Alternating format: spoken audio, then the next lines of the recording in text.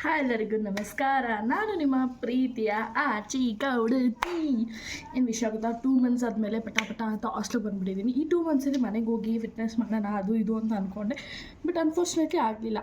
So 3 weeks almost ಹಾಸ್ಪಿಟ್ಲಲ್ಲಿದ್ದೆ. ಅದಾದಮೇಲೆ my sister marriage is coming, ಅದ್ರ ಶಾಪಿಂಗಲ್ಲಿ ಬ್ಯುಸಿ ಆದೆ. ನಮ್ಮ ಅಣ್ಣ ಚೆನ್ನಾಗಿ ತರ್ತಿದ್ದೆ, ಅದು ತಿಂತಿದ್ದೆ, ಏನೂ ಮಾಡೋಕ್ಕಾಗಿಲ್ಲ. ಹಂಗಂತ ಬಿಡೋಕ್ಕಾಗುತ್ತಾ? So I started my Jan 26ಗೆ ಸ್ಟಾರ್ಟ್ ಮಾಡಿಕೊಂಡೆ. ಬಟ್ 27th ಕಾಲೇಜ್ ಇಟ್ಬಿಟ್ರು. I am back at hostel. So ಈಗ ಏನು ಡಿಸಿಷನ್ ತೊಗೊಂಡಿದ್ದೀನಿ ಅಂದರೆ, so I will take up 90 days of challenge. ನನಗೂ ತುಂಬ ಅನ್ನಿಸ್ತಿತ್ತು I have taken up lots of junks ಅಂತ ಅಂದ್ಬಿಟ್ಟು. ಸೊ ಅದಕ್ಕೋಸ್ಕರ ಈ 90 days ಚಾಲೆಂಜ್ ತೊಗೊತಾ ಇದ್ದೀನಿ. 29th January ಇಂದ ಸ್ಟಾರ್ಟ್ ಮಾಡ್ತಾ ಇದ್ದೀನಿ and it ends on April 28th ಏನೋ. ಸೊ ಈ ಚಾಲೆಂಜಲ್ಲಿ ನನ್ನ ಫ್ರೆಂಡ್ಸ್ ಜೊತೆ ಟ್ರಿಪ್ಪು, ನನ್ನ ಫ್ರೆಂಡ್ಸ್ ಜೊತೆ ಔಟಿಂಗು, ಅವ್ರು ನನ್ನ ಈ 90 days ಚಾಲೆಂಜ್ ಹಾಳು ಮಾಡೋಕ್ಕೆ ಕಾಯ್ತಿದ್ದಾರೆ. ಇದು ಏನೂ ಬ್ರೇಕ್ ಮಾಡ್ದಿರ I have to complete this, that too in between my sister marriage.